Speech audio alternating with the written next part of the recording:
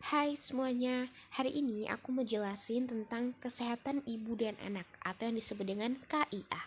Kesehatan ibu dan anak adalah upaya di bidang kesehatan yang menyangkut pelayanan dan pemeliharaan ibu hamil, ibu bersalin, ibu menyusui, anak, balita, serta anak praksek olah. Pendekatan kegiatan kesehatan ibu dan anak. Permasalahan yang ada, 1. Anemi pada ibu hamil, 2. Pemeriksaan kehamilan atau yang disebut dengan ANC, 3. Persalinan nakes nifas yankes, 4. Pemeriksaan nifas, 5. Pelayanan keluarga berencana, 6. Pemberian ASI eksklusif, 7. Pelayanan gizi. Atau secara singkatnya, 1. Kelangsungan hidup, yaitu kesakitan dan kecacatan. Kesakitan contohnya seperti anemia gizi, imunisasi, diare, dan BBLR. Kecacatan itu kebutuhan khusus. 2. Kualitas hidup yang disebut dengan tumbuh kembang. 3. Pelindungan adalah hukum. Penguatan peran teknis manajemen untuk kualitas pelayanan. Penguatan peran pembiayaan daerah untuk promotif preventif. Penguatan peran koordinasi dan jejaring untuk penguatan dan inovasi program.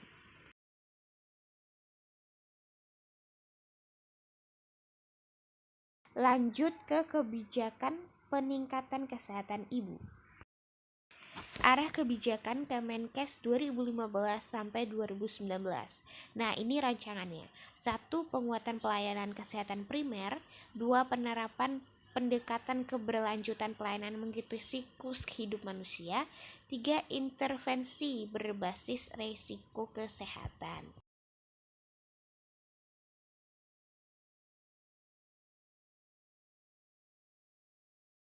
Kebijakan meningkatkan akses pelayanan kesehatan yang bermutu bagi setiap orang pada setiap tahapan kehidupan dengan mendekatkan satu kesatuan pelayanan melalui intervensi komprehensif atau yang disebut dengan promotif, preventif, kuratif, dan rehabilitatif secara paripurna.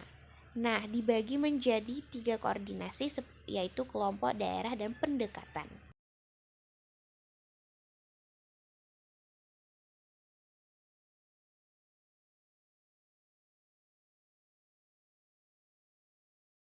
Nah, ini rencana aksi nasional kesehatan neonatal, yaitu strategi, kegiatan operasional, juga ada upaya dan prioritas dalam perundangan terpilih 2015 sampai 2019.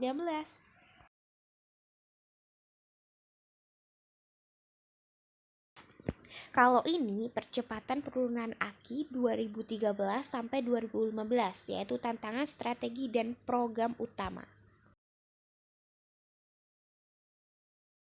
Lanjut, di sini aku mau jelasin tentang kebijakan penggunaan buku KIA.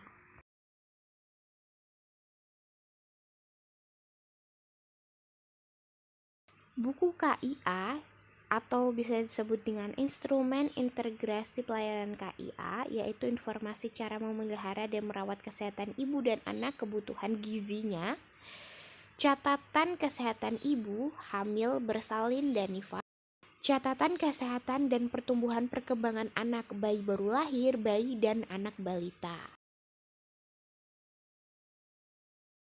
Penggunaan buku KIA di rumah sakit. Penggunaan buku KIA di seluruh fasilitas kesehatan memerlukan dukungan dari berbagai organisasi provinsi seperti POGI, IDAI, IBI, PPNI, Persanggi. Diharapkan buku KIA tidak hanya digunakan di pelayanan kesehatan dasar, tetapi juga di pelayanan kesehatan rujukan, yaitu di rumah sakit. Surat Dukungan Pengurus Pusat Persi nomor 741 ID Persi 3 2009 tanggal 19 Maret 2009. Namun baru sebagian kecil rumah sakit di Indonesia yang telah memanfaatkan buku KIA. Untuk itu perlu dibangun kembali komitmen dengan Persi berserta organisasi yang dikelolanya, yaitu ARVI, Arsada, dan ARSI untuk penggunaan buku KIA di rumah sakit. Nah, ini perkembangan buku KIA tahun 1993 sampai 2020.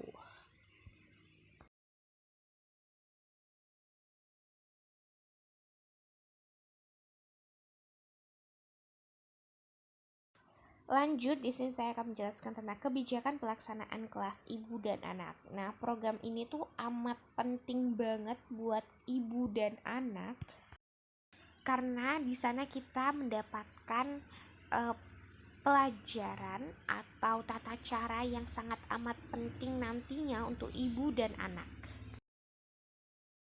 Nah, di sini saya akan membahas kelas ibu terlebih dahulu. Kelas ibu hamil dan kelas ibu balita, kegiatan penting dalam penerapan buku KIA di masyarakat. Upaya pembelajaran ibu, suami, keluarga, dan masyarakat melalui kegiatan bersama-sama untuk mempersiapkan ibu hamil dalam menghadapi persalinan yang aman dan selamat, persiapan ibu bayi dan balita dalam perawatan kesehatan anak sesuai standar.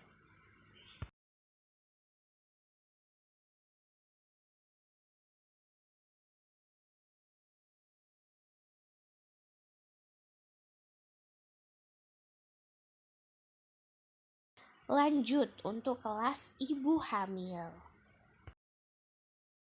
Kelas ibu hamil merupakan sarana pembelajaran kelompok bagi ibu hamil dalam bentuk tatap muka bertujuan untuk mengetahui, mengubah PSP ibu agar memahami tentang menjaga kehamilan, persiapan persalinan, perawatan nifas, dan perawatan bayi baru lahir dengan menggunakan buku KIA.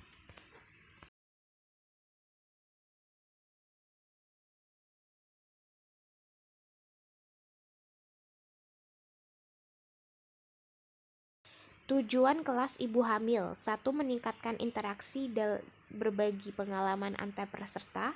2. Meningkatkan pemahaman, perubahan sikap, dan perilaku ibu hamil tentang pemeriksaan kehamilan agar ibu dan janin sehat, persalinan aman, nifas nyaman, ibu selamat, bayi sehat. Pencegahan penyakit, komplikasi kehamilan, persalinan, dan nifas agar ibu dan bayi sehat, perawatan bayi baru lahir agar tumbuh kembang optimal, aktivitas fisik dan senam ibu hamil.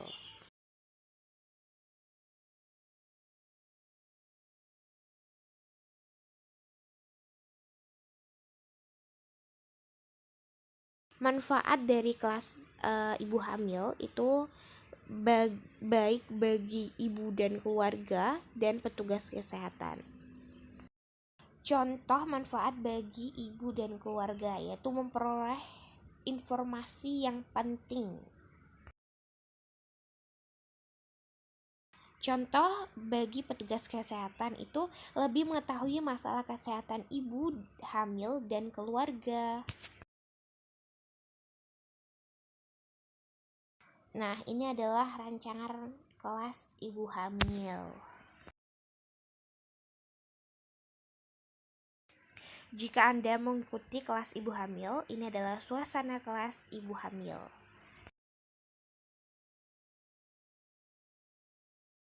Nah, kita lanjut lagi. Ini adalah kelas ibu balita.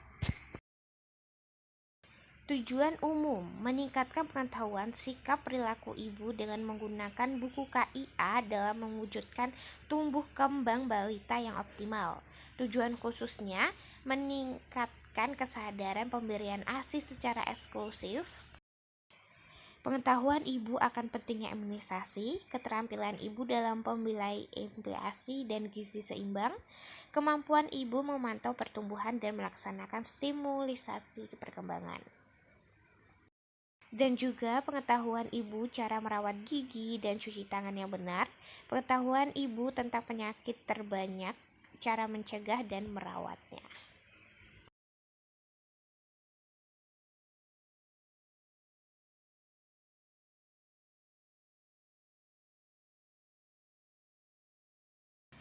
Nah, kelas ibu balita itu dibagi menjadi 3 kelompok, yaitu bayi dari umur 0 sampai 1 tahun, usia 1 sampai 2, dan usia 2 sampai 5 tahun.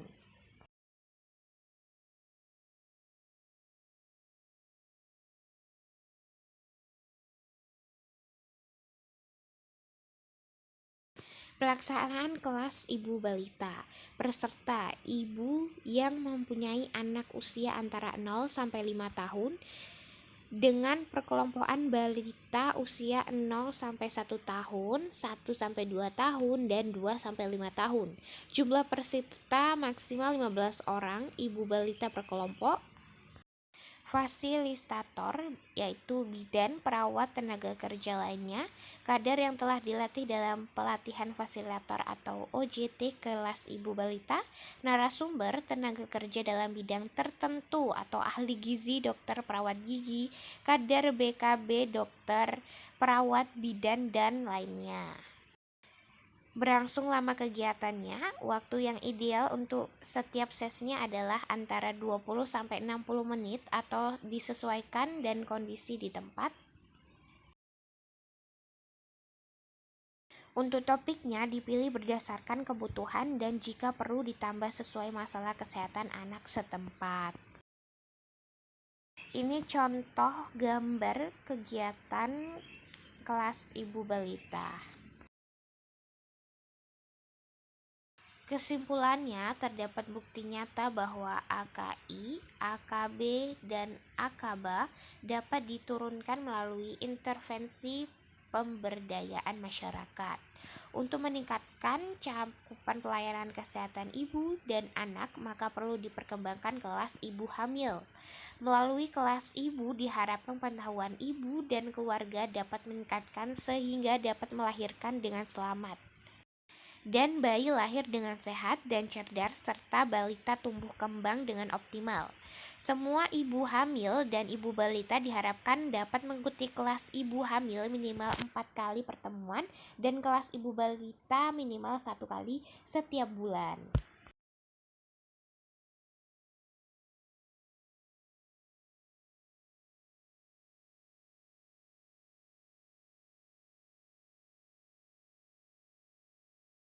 Itu saja yang bisa saya sampaikan, kurang lebihnya mohon maaf.